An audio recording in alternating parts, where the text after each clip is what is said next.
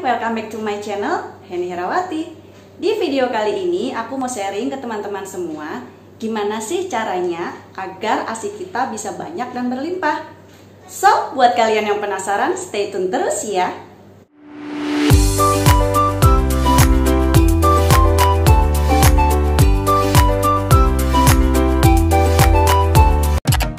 ASI yang banyak dan melimpah adalah dambaan semua ibu ya bunda. Nah, kali ini saya akan berbagi 9 tips bagaimana caranya agar ASI bisa banyak dan juga melimpah. Untuk tips yang pertama yaitu niat. Niat ini adalah niat yang sungguh-sungguh, niat karena ibadah, niat karena cinta bunda kepada anak-anak bunda, bahwa bunda akan berusaha untuk menyusui selama 2 tahun apapun yang akan terjadi. Yang perlu digarisbawahi di sini adalah apapun yang terjadi. Kenapa saya bilang apapun yang terjadi? Karena dalam perjalanan mengasihi selama 2 tahun, pasti banyak rintangan yang menghambat si ibu. Mulai dari masitis, payudara bengkak, puting lecet, atau masalah stres di pekerjaan bagi para ibu bekerja, sampai dengan masalah-masalah pribadi dalam keluarga ataupun yang lainnya, itu bisa menghambat produksi ASI. Oleh sebab itu, tanpa niat yang sungguh-sungguh, tanpa niat yang kuat, semua itu tidak akan pernah terjadi ya bunda. Jadi kunci pertamanya, yang pertama adalah niat. Untuk tips yang kedua yaitu doa. Doa ini adalah doa yang seperti apa sih? Yaitu doa yang benar-benar tulus, doa yang sungguh-sungguh memohon kepada Allah SWT agar dicukupkan ASINya hingga anak kita berusia 2 tahun. Dan yang perlu bunda yakini bahwa ASI adalah rezeki pertama seorang anak. Jadi insya Allah, Allah akan membantu kita, Allah akan memberikan ASI yang banyak kepada kita jika si ibu sendiri punya niatan sungguh-sungguh dan tulus. Untuk tips yang ketiga yaitu meminum vitamin moloko atau laktamam. Kedua vitamin ini bunda perlu untuk berkonsultasi dengan ahli laktasi yang ada di rumah sakit ya bunda. Kalau saya pribadi pengalamannya, karena saya melahirkan di rumah sakit Hermina, saya sudah dapat paketan, itu ada vitamin. Anak pertama saya mendapatkan laktamam, anak kedua saya mendapatkan moloko. Waktu itu saya hanya meminumnya 1 kali. Alhamdulillah semuanya bisa lancar ya bunda. Untuk tips yang keempat yaitu susui anak sesering mungkin. Dalam hal ini bunda tidak boleh memberikan jadwal menyusui kepada sang anak ya bunda. Jadi yang benar adalah ketika anak menginginkan untuk menyusu langsung kepada bunda, bunda harus selalu memberikannya. Jangan pernah dijadwal. Misal bunda dijadwal 2 jam sekali atau 1 jam sekali, itu enggak ya bunda. Kapanpun anak itu mau menyusu kepada kita, bunda harus memberikan. Jadi kunci utamanya adalah susui anak sesering mungkin. Yang perlu diperhatikan adalah saat malam hari ya bunda, karena dari siang, pagi sampai sore itu kan kita biasanya lelah, dan malam itu jadinya kita enggan-engganan untuk memberikan susu kepada anak kita secara langsung gitu ya. Nah, saat seperti itu bunda nggak boleh males, bunda harus tetap bangun saat malam hari, membangunkan anak bunda. Kalau anak bunda tidak bisa bangun, bunda harus membangunkannya minimal 2 jam sekali. Kalau seperti anak saya sih enak aja ya bunda, karena tanpa dibangunkan dia sudah bangun sendiri untuk minta nyusu langsung ke saya. Sekali lagi, tipikal anak itu berbeda-beda, tapi bunda tidak boleh membatasi kemauan anak untuk menyusu langsung kepada bunda. Terus tips yang kelima yaitu pijat laktasi. Pijat laktasi ini bisa bunda lakukan secara rutin ya. Misal di pagi hari atau di sore hari atau sehari bisa 2 kali boleh. Untuk tutorialnya bunda bisa cari-cari sendiri di YouTube juga banyak ya bunda. Atau bisa bunda berkonsultasi dengan ahli laktasi.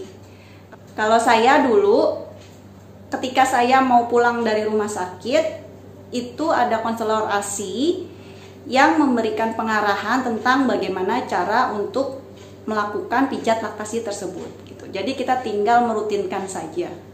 Untuk tips yang keenam yaitu pumping secara terjadwal dan juga konsisten. Kenapa saya bilang terjadwal dan konsisten?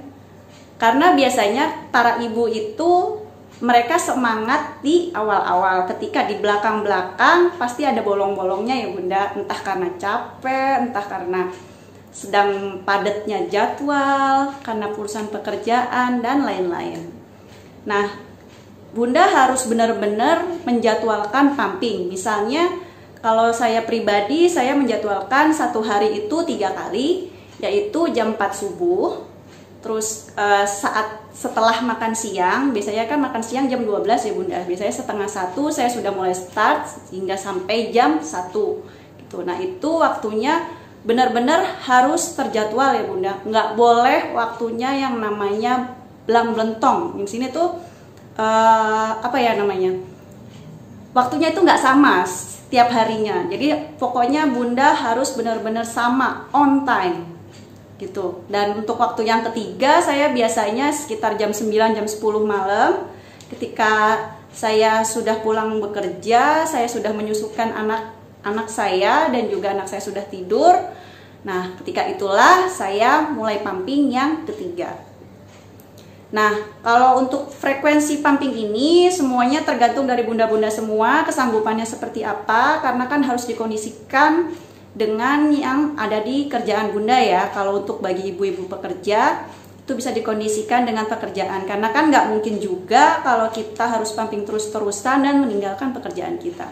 Jadi intinya yang tahu sendiri bagaimana waktunya, bagaimana jadwal yang tepat itu adalah Bunda sendiri. Jadi Bunda yang harus bisa mengatur agar jadwalnya bisa tepat, presisi dan konsisten. Untuk tips yang ketujuh yaitu perbanyaklah untuk minum air putih. Air putih ini mungkin kedengarannya sepele ya Bunda, tapi ini sangat penting karena komposisi ASI 88% itu adalah air. Jadi ini sangat penting untuk meningkatkan produksi ASI kita ya. Berapa sih konsumsi air putih yang seharusnya gitu ya? Kalau untuk manusia normal, untuk orang yang biasa yang tidak menyusui, itu kan biasanya 2 liter per hari ya, atau 8 gelas per hari. Nah ini berarti Bunda harus melebihkan. Idealnya itu 2,8 liter hingga 3,1 liter ya Bunda. Kenapa sih kita harus banyak minum air putih selagi kita menyusui? Ini berguna untuk dua ya Bunda, berguna untuk ibu itu sendiri agar untuk mencegah dehidrasi, dan juga yang kedua yaitu produktivitas dari ASI gitu.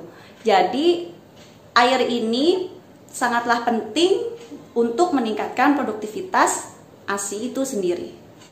Untuk tips yang ke-8 ini adalah makanan. Makanan di sini setiap orang berbeda-beda ya Bunda. Jadi Bunda harus benar-benar memperhatikan makanan apa sih yang bisa meningkatkan produktivitas ASI. Caranya gimana? Saat Bunda habis memakan makanan tersebut, itu tuh kalau saya seperti ada air hangat mengalir gitu loh di payudara kita. Jadi kayak seperti mengisi.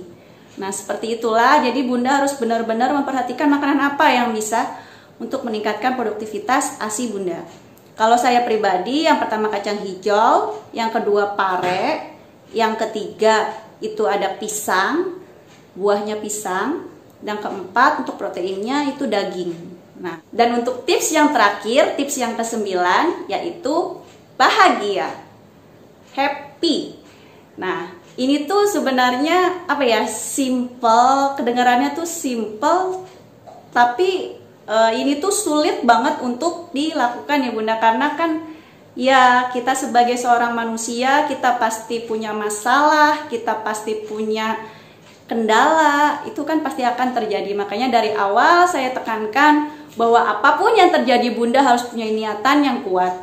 Nah di sini itu Bunda harus bisa memanajemen stres Bunda, entah stres di pekerjaan, entah ada masalah masalah dengan yang lain, itu kan pasti akan terjadi, atau masalah yang datang dari dalam diri Bunda sendiri seperti payudara lecet ataupun masitis ataupun payudaranya bengkak dan lain-lain. Mungkin itu banyak, dan itu bagaimana caranya Bunda bisa manajemen stres Bunda dengan baik, agar pokoknya kunci utamanya adalah Bunda tidak boleh stres dan Bunda harus happy. Sebenarnya untuk happy di sini itu nggak bisa berjalan sendiri ya Bunda, karena Bunda perlu support dari orang-orang sekitar Bunda. Bunda bisa curhat, bisa sharing ke pasangan Bunda, ke suami Bunda, minta supportnya agar bisa untuk mengurangi stres Bunda. Pokoknya intinya, satu intinya adalah Bunda harus bisa manajemen stres Bunda. Bunda harus happy terus. Kalau tips dari saya, ketika Bunda sedang stres, Bunda harus bisa untuk berbagi dengan pasangan. Itu yang pertama. Dan yang kedua, Bunda bisa melihat ke anak Bunda. Ingatlah bahwa ada seseorang yang menunggu kita dalam memberikan ASI-nya untuk mereka. Nah, itu tadi 9 tips yang bisa saya bagi, yang bisa saya sharing ke teman-teman semua, ke bunda-bunda semua, agar produksi ASI kita bisa banyak dan melimpah. Itu pesan terakhir saya, teruntuk seluruh ibu menyusui dimanapun berada.